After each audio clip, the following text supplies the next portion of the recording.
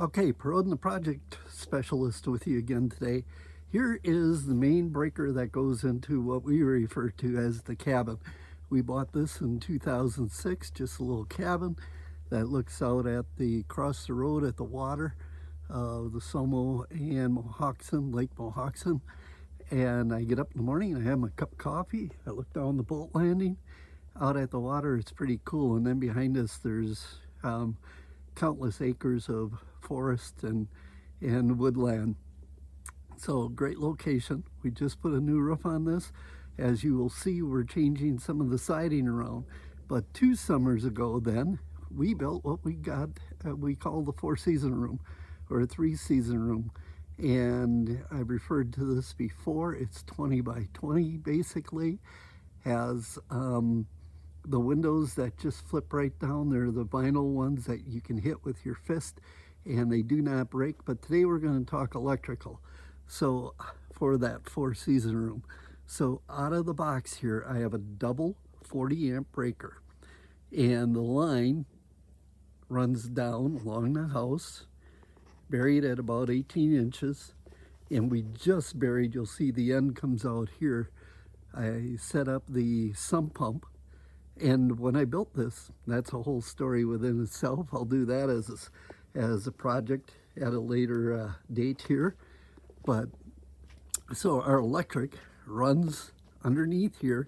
It's 6-aught wire. It's heavy duty wire that easily carries, I over engineer everything.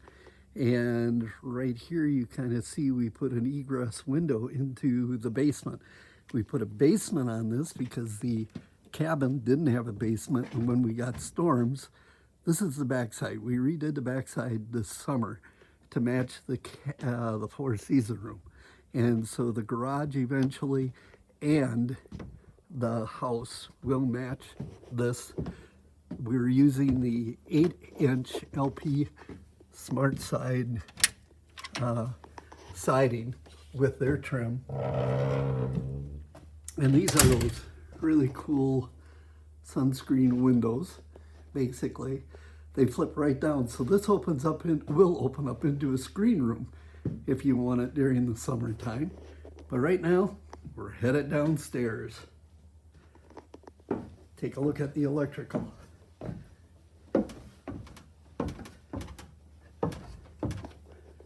Sorry about the shakiness, but we're on the move. And you'll see I put a wall in here, actually. We brought the steps down. I put an insulated wall on. I got a little office area down here. Here's where I do my office work out of, a little exercise area. And I keep this all year down here at about 60 degrees. It's a little bit messy because it's winter time in Wisconsin and we got a lot of stuff we're storing in here.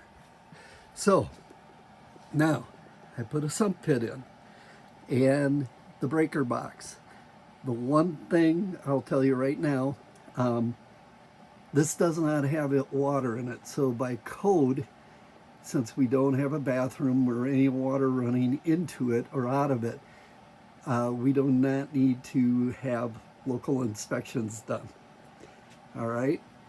And to code, we'd have to have this box set somewhere where it has easy access of 3 feet, nothing in front, 36 inches to the front actually, and 3 feet I think on basically from center to center on it, where there would be no obstructions.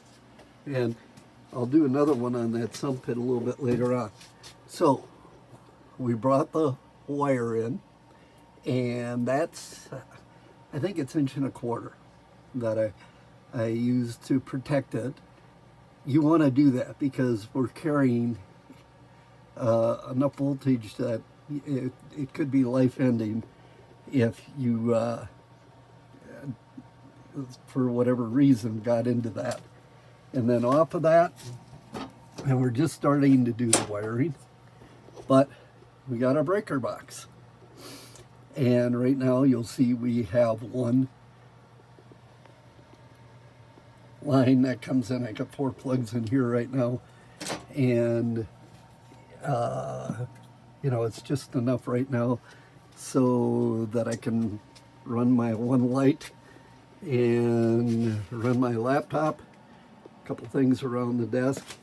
The wire that we brought in is, there are 3 wires, and it is this thick. Okay, you got your white, common, and you've got your black, and then also off of that box I've got my ground wire. This is leftover. This is my accumulated box of 25 years of leftover electrical parts. But then you've got your ground wire too that runs outside and is grounded. All right. So, just a couple things. The 6, there's plenty of juice that comes to this breaker box now to run the electrical outlets for down here in the basement and for up on top. And you'll notice we've got a vapor barrier, plastic vapor barrier. Then we've got the R5 1-inch foam insulation. And then we also have the R13 next gen insulation stuffed in here. And beyond this is where the stairs are, and there's some storage underneath those steps right now. That's a non-heated area. And then we've got a little bit of natural light that comes in here through this egress window, and we also have the natural light coming in through, I put a full window pane door coming into the basement here to give that a little bit of light too. Right now it's dark. We're going to put 6 lights in up above, and we're going to talk about that. That's right, there's another project for my dad. He needs his lamp fixed. And so anyways, we'll talk about that at another point too. We put a eastern cedar closet here in the basement for storage because we don't have much in the cabin. So the main reason that we built this was to have a nice outdoor summer living area, to have a safe place to go in storms, and then we needed some more storage because the bedrooms in the cabin are not big enough for a full basement, or for a full closet, excuse me, in the bedrooms in the cabin. So this kind of takes care of, we rotate our winter clothes, of course, come into the cedar closet here in the wintertime or in the summertime, and then winter clothes come, or the summer clothes comes down here during the wintertime. But this is a square D box home line, and I alluded to it before. I said this is 1.25 inch pipe that I went up to, where it comes in outside from the outside box on the house. Coming into here, I had 3/4 inch piping, and trying to get those 3 heavy-duty wires with corners run through that piping was just a nightmare. So make sure the pipe that you use is big enough to easily slide your wires through. In all honesty, I did that last summer. I have no idea how in the world that worked, because I really had a fight to get the wires through this 1.5 inch coming into the basement. But basically here we are to code. We're within that 48 inches from the bottom of the ground and to the top, except for, like I said, we don't have 3 open feet in front. But Still, you can get at this easy enough that I'm comfortable with the setup. And like I said, we do not have to have a final inspection done on this.